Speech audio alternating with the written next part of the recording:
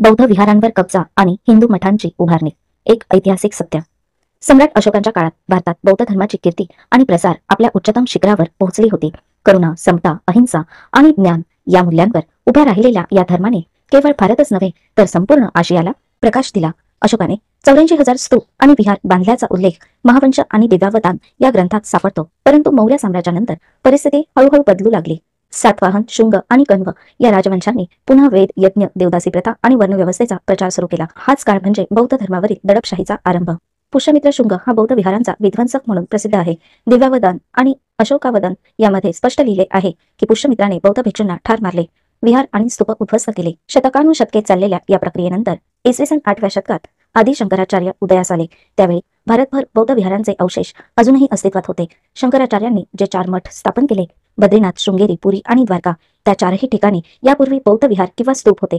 बद्रीनाथ हे मूळतः बौद्ध यात्रास्थळ असल्याचे इतिहासकार राहुल संस्कृतायन यांनी नमूद केले आहे. शृंगेरी येथे बौद्ध गुंफा आणि ध्यानस्थळाचे पुरावे आजही सापडतात. पुरी म्हणजेच कलिंगचा प्रदेश, जिथे रत्नागिरी, उदयगिरी आणि ललितगिरी सारख्या बौद्ध स्थळांचे अवशेष आहेत. द्वारका येथे भृगु कच्छ आणि गिरनार परिसरात बौद्ध व्यापारी आणि संघ राहत होते. त्यांचे लेख आजही उपलब्ध आहेत. या सर्व ठिकाणांवर ब्राह्मणी मठ उभे राहिले आणि वेदांत परंपरेचा प्रचार सुरू झाला. ही प्रक्रिया धार्मिक नव्हे तर सांस्कृतिक कब्जाची होती. बुद्धांच्या करुणामय मूर्तींना विष्णूचा अवतार म्हणण्यात आले. बोधिसत्व अवलोकितेश्वरांना शिव किंवा महेश्वराचे रूप देण्यात आले. स्तूपांच्या जागी शिखर असलेली देवळं उभारण्यात आली. बौद्ध स्त्री संघ आणि उपासकांच्या स्थळांवर पुरुष प्रधान यज्ञ केंद्रे उभी राहिली. हाच तो काळ होता जेव्हा भारतातील बौद्ध लोकसंख्या वेगाने घटू लागली आणि समाज पुन्हा ब्राह्मणी नियंत्रणाखाली गेला. या परिवर्तनाचे परिणाम अतिशय खोलवर गेले. बौद्ध धर्माने दिलेली समता, स्त्री स्वातंत्र्य आणि विचार स्वातंत्र्य नष्ट करण्यात आली. पुन्हा वर्णव्यवस्था लादली गेली. शिक्षण आणि ज्ञान यावर पुजारी वर्गाचा ताबा बसला. एका अर्थाने बौद्ध धर्माचा ऱ्हास म्हणजे भारतीय समाजातील समतेचा अंत आणि गुलामीचा आरंभ होता. या सर्व घटनांचे पुरावे अनेक ऐतिहासिक ग्रंथांमध्ये आणि पुरातत्व संशोधनांमध्ये आढळतात.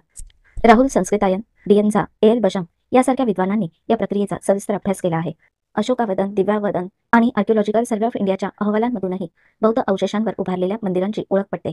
बौद्ध धर्म आणि ब्राह्मणी हिंदू परंपरा हे 2 विरुद्ध ध्रुव आहेत. एक विवेक, विज्ञान आणि करुणेचा, तर दुसरा अंधश्रद्धा, कर्मकांड आणि असमानतेचा.